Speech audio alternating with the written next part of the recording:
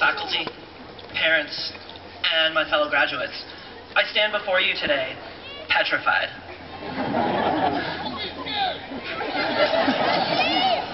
Like many of you, my life is about to change more drastically than it ever has before. We've gotten a lot done these past few years. We've developed lifelong friendships. We've fallen in love and we've had our hearts broken. We've changed majors, changed hairstyles, and changed life paths some 2 or 3 dozen times. Some of us have seen the world. Some of us have found passions in art or science or social activism. We've grown and learned and discovered ourselves and discovered a world outside of ourselves that we never knew existed. Now, our time here in this beautiful limbo between the safety of home and the uncertainty and insecurity of the outside world is coming to what feels like an abrupt and uncomfortable end. And it's new, and it's scary, and it sucks. But it is, as I've been trying to tell myself, not the end of the world. Though this is the last time we'll all be in each other's presence, I know that I'm going to take the lessons I've learned and the friendships I've made here with me throughout my life. I look out on these graduates and I see many of my closest friends. I see people whom I've known and loved. Friends who I admire for their intelligence or their creativity, even their fashion sense. And I see people who maybe I didn't know as well as I could have, but who've nonetheless touched my life in a million different, subtle, almost imperceptible ways. I'm quite confident that on this, our last day together, most of you are looking around and seeing the exact same things.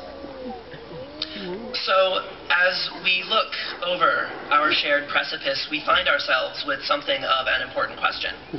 What's next? It seems like I, along with most everyone I know, have been agonizing over this for ages. Go to grad school, do the Peace Corps. Move to the big city, move back home. Find your dream job, find any job. Follow your guts, or follow a girl. The possibilities seem endless, yet I know that personally, I almost feel trapped by the sheer multitude of options. Fellow graduates, the crux of what I want to say to you today is this. This has been a wonderful experience, but it's over now, and we have work to do.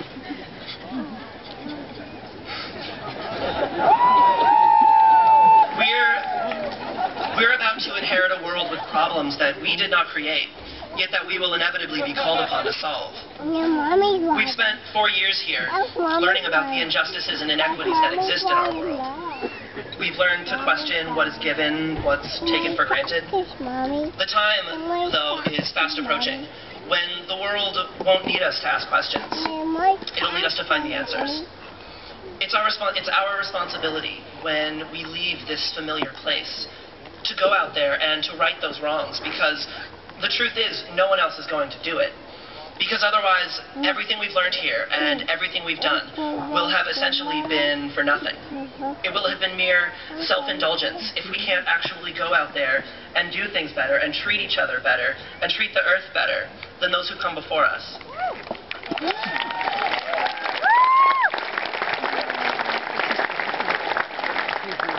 Fellow graduates, I entreat you.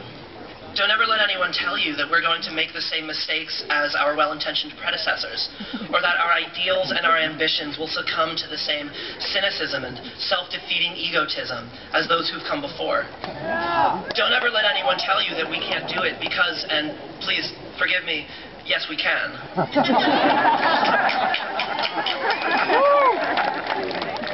And so, class of 2009, I leave you with this.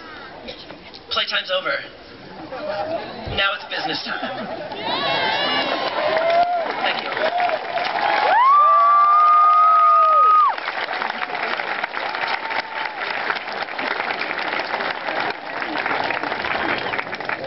Now the presentation of College Service Awards.